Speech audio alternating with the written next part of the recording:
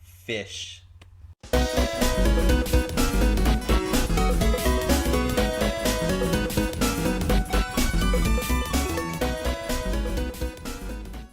Hey everyone, welcome to Princess Gay. I'm your host Connie, and today we are here with my blind reaction to episode 4 of Heavenly Delusion.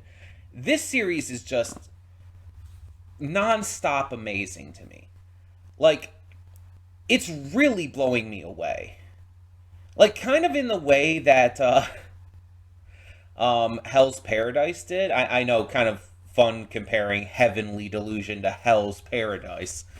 Um, but it gives me the same vibes in terms of quality and in terms of how much I'm enjoying it.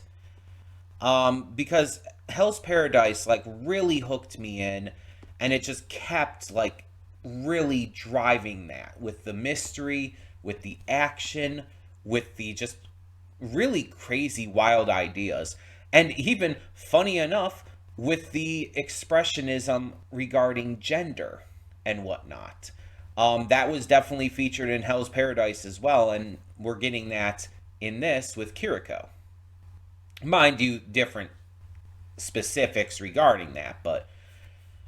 And I'm just really loving Kiriko. I'm loving what they're doing with him, and this backstory we've gotten for him just really makes him feel like such an in-depth, just well thought out character.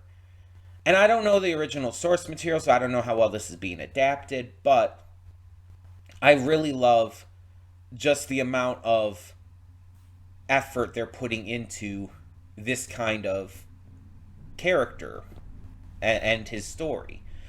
Because it's like, they could have easily, I feel like, dialed down the allegory, we'll call it, as I've been calling it, about Kiriko and, being trans and all. And I want to make it clear, I know he's not trans. I know that's not what is happening here. But it absolutely can be seen as representative of that through allegory and through just this kind of more unique way of showcasing those ideas. It's kind of in some ways like that, but not really. I mean, even just the entire line where he first revealed it before, we got the details. He told, oh my god, I can't remember his name right now. It starts with an M, right? He told his friend, we'll say, because I can't remember the name for some reason. He told him, my mind is that of my body may be a girl's body, but my brain is a guy's. Which is, again, not exactly correct for trans people. That's not how that works, but that's how a lot of trans people have described it, especially towards people who don't understand that and don't quite understand what being trans is. That's an easy shorthand way of telling people what it's like. It's pretty damn accurate. And then you also have the fact that, despite being male, Kiriko is telling his friend, it's like, when his friend asks him, like, oh, well, should I still call you sis or not? Because that's what he's been calling him this entire time. And Kiriko's like, oh, no, that's okay. I've grown used to it. I'm okay with that. But, and the fact that he checked was awesome. The fact that he made sure that he was respectful enough to, like, see what Kiriko would want in that situation, the first thing he asked after hearing the story. And Kiriko's thoughts are like, okay, I've grown used to it. I'm okay with being called that now. And that could also be seen as someone learning to kind of accept their new pronouns and new terminology and wording used for them. Something that they might have a hard time, like, connecting to initially because of just not being used to it. It definitely, there's definitely the vibes here, even if it's not technically the case. Um, but either way, the story's way of handling this kind of gender situation is still really respectful and really like well thought out, to the point where nothing about it feels like it's stepping over some kind of boundary or being disrespectful towards anyone for their gender identity or anything. It feels like it's really just understanding gender identity and expressionism, even if it's obviously a more science fiction, Get Out style of showcasing that in this case. And I made that comparison last time, and it still sticks for me. It's like, it's so similar to what they were doing in Jordan Peele's Get Out. And I love that. I think that's really fun. But it's also an extremely dark concept. It's extremely dark, extremely fucked up, especially since there's some implication that it was done against Kiriko's will. And that when the brother was put into her body, it wasn't by her choice. Though we don't know that for sure.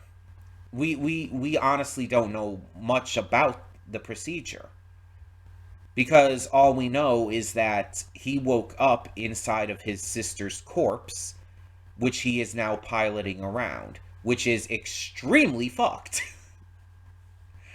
um and the doctor who did it, who they knew beforehand, just vanished. He just left.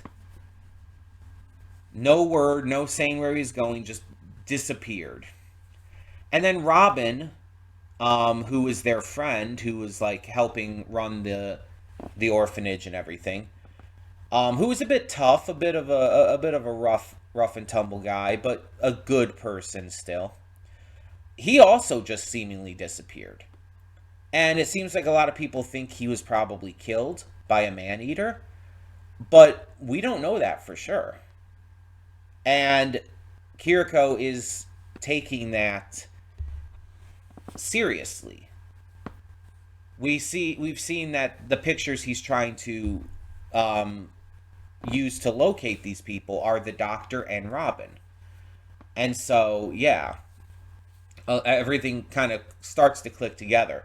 Also, I was reminded, because of your boy Roshi's reaction to this, I was reminded of the fact that in the first episode, there was a line where Kiriko is like trying to like trick the thugs that were after them, and said like, "Oh, I'm a boy too." And at the time, we just thought it was like him tricking these thugs and everything. But no, it was just actually him being honest about it. It's such a wild thing to go back to and see. And it's just like, oh, no, he actually meant that. But we had no way of knowing at the time. At the time, it just sounded like he was, messing with them, or trying to, again, get out of trouble by using that as an excuse. Excuse me. But no, it's just really good detail. That's just a really good detail. Last episode though, we didn't get anything with Heaven, with the this facility where all the others are at, including the one that looks like the guy who's with Kiriko, again, whose name I cannot remember for some reason right now. And I don't remember any of their names back at Heaven. But we left off with the reveal of a fish-like man-eater that has human arms growing out of it, which is really fucking creepy and weird and uncomfortable. And I assume we're going to fight that now. And maybe we'll get information on how the one dude is able to reach into them in that way and crush their hearts, like we saw him do before. Yeah, I'm just very interested to see how this goes. It's so fascinating. It's so exciting. It's like I'm just really enjoying this. It is absolutely my kind of series. And I'm not even huge into sci-fi all the time. But I mean, this kind of mixes sci-fi with fantasy and a little bit of horror and whatnot. Um, so it's like it's a really interesting blend of things. And on top of that, it's like I'm just wondering how this is going to go, where this is going to end, if we are going to get a season two, how this procedure was done in the first place, etc., etc. This is this is definitely going to be interesting, I feel. I have a lot of faith in this series already, and hopefully it doesn't let me down. So let's get into this episode and see what we have in store.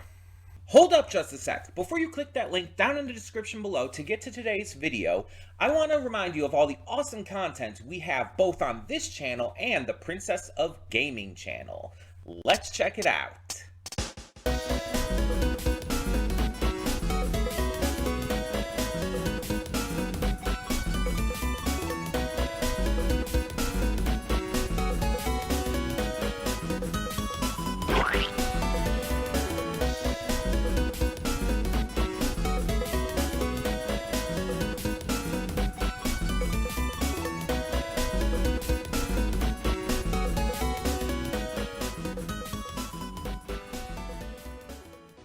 And we are back, and we'll begin with spoilers in 3, 2, 1, now.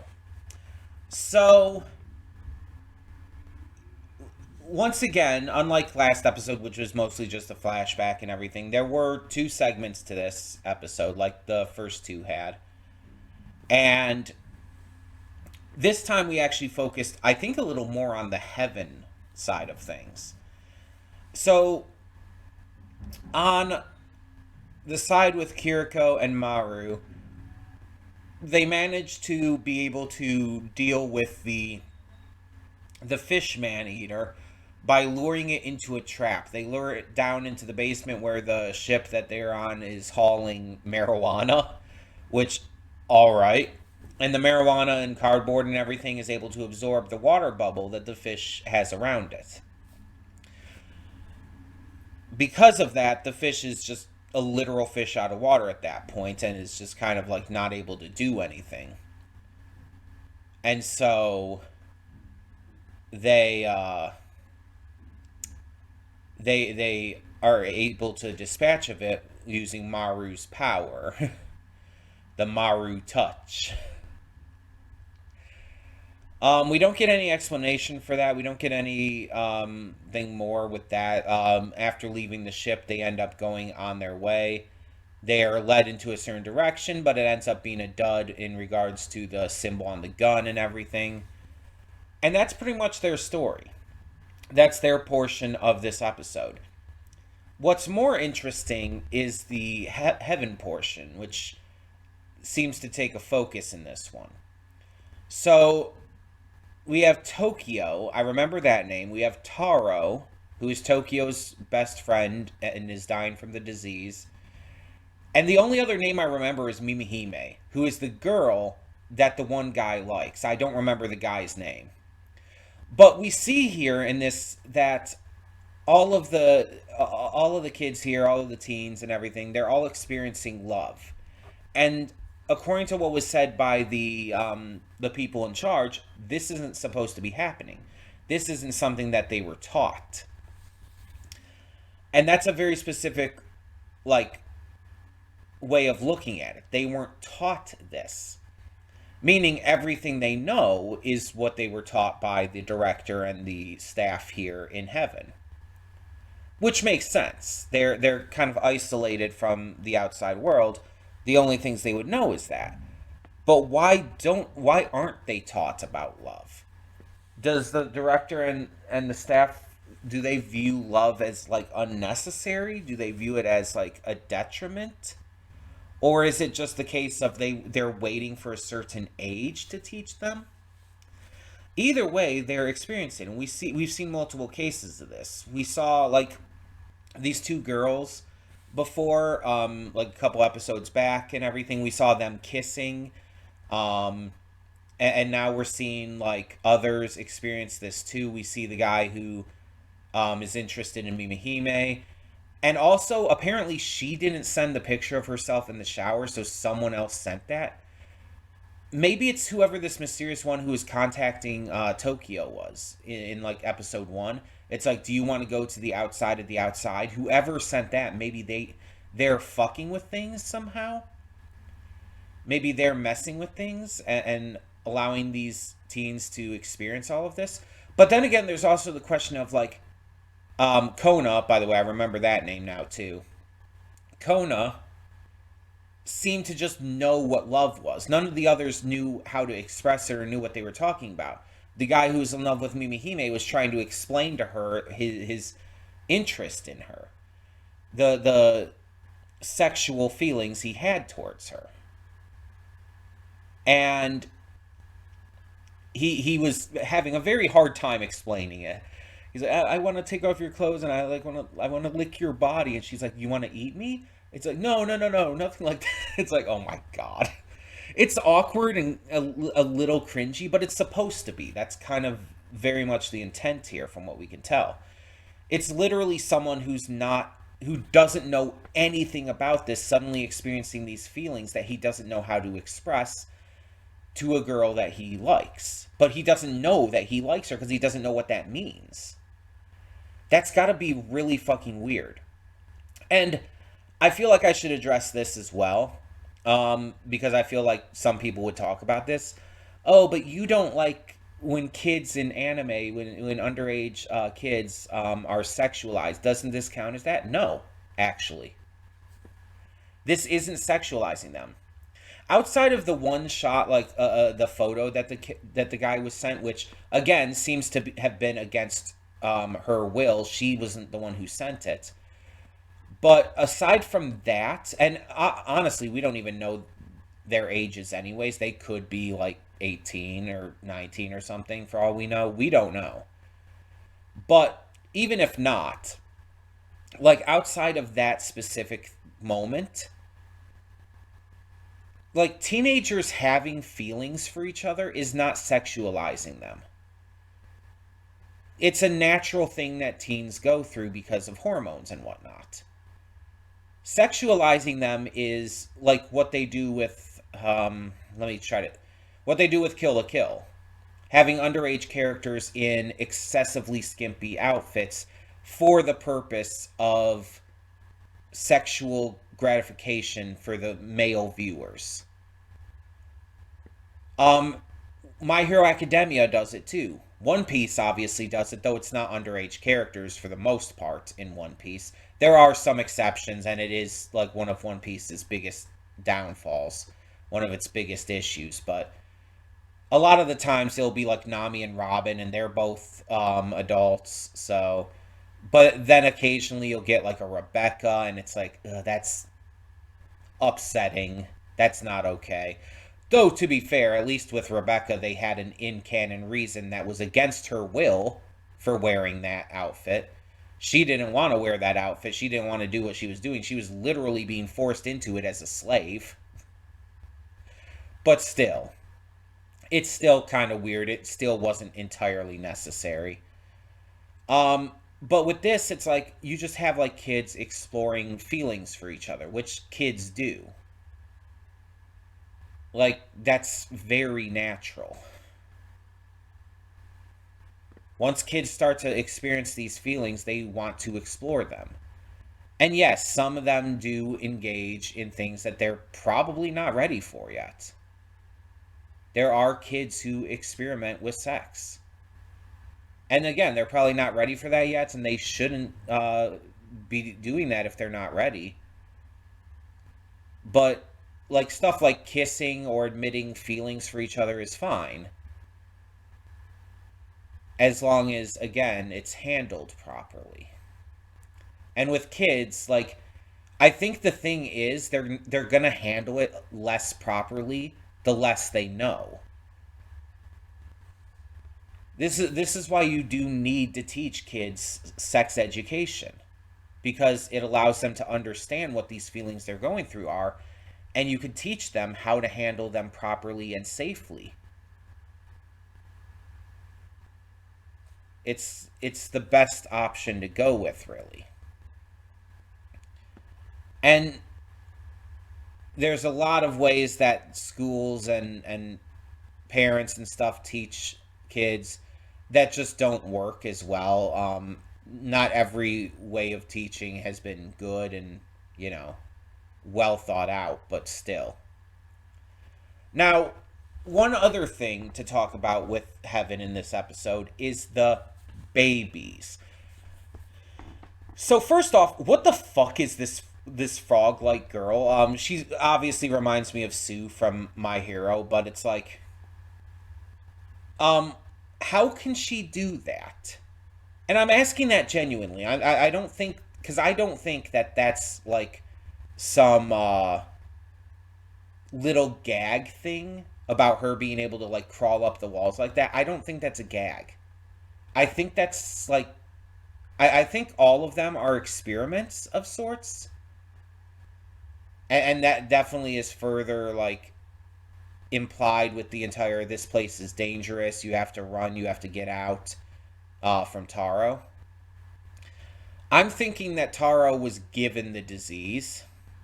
I'm thinking that whatever the reason this frog girl can do this, it's because of whatever they've done with her in terms of experimentation. And the babies are very clearly man eaters. Like, they're very clearly man eaters. But that was an incubation room. And this girl was like talking about it as if they're like just normal babies that grow up into them. So there's two options here. One, they're just, they are the ones who made the man eaters in the first place, and are probably the reason behind the oh, what's it called, the cataclysm or whatever they called it, the big event that caused the apocalypse in the first place. It was like cataclysm or something like that. But either they create the man eaters and we're behind that, or the second option is that those are babies that turn into these kids, and that these kids are like man eater human hybrids. And that's why this girl can jump and crawl on walls like she does. And they're doing all of this entire Heaven thing is an experiment, and the disease is possibly a way to kill man-eaters, because like maybe the man-eaters who are on the outside and all got out of control and they're trying to find a way to stop them. Maybe they didn't intend to cause the cataclysm or whatever it's called, but it just happened because these things got out of control. And now they've been trying to find a way to stop it, and so they're using this experimentation, and this is like the best way to do it in their eyes. Those are like the only two real options I can see. Either they're just, farming man-eaters, or they're man-eater human hybrids, and all of these kids here are that. But that raises even more questions, because Tokyo and Maru look almost identical. Does that mean Maru would be a human man-eater hybrid as well? Or does it mean that like Tokyo is somehow taken from Maru's genes? Like, could Maru's DNA have been used to create Tokyo? But then why is Maru where he is? Why is Tokyo in this place? Was Maru originally in Heaven and escaped as well? But then why would he want to go back? There's a lot of questions that I feel like this episode has raised, which I love. I love that this series has a large mystery element to it. But it's left me just really wondering what kind of big secrets are going to be revealed. And if we'll even get all of that in this season, or if there is a lot more to go through. But yeah, I'm very, very excited to see more of this. This just keeps getting more and more interesting, keeps adding in more like twists and whatnot. And I'm very interested to see like why all of them are suddenly falling in love and everything. To the point where even like Tokyo is super fucking giddy after Kona reciprocates her feelings. Um, so it's like, what is this all about? And also, in regards to that, I still question like some of these characters like intended genders. I think Tokyo is supposed to be like seen as a girl, but I'm not 100%. So if Tokyo is like a boy, like Maru, then I apologize just ahead of time. I it's it Tokyo is extremely um androgynous. So it's very hard to tell. Um but yeah, I'm very, very hyped for more. So thank you all so much for tuning in. As always, no spoilers. I wish to continue on as spoiler free as possible. But for the time being, thank you so, so much. Tell me your thoughts down in the comments below. And for now, I'm Connie, and I'm signing off. See y'all next time.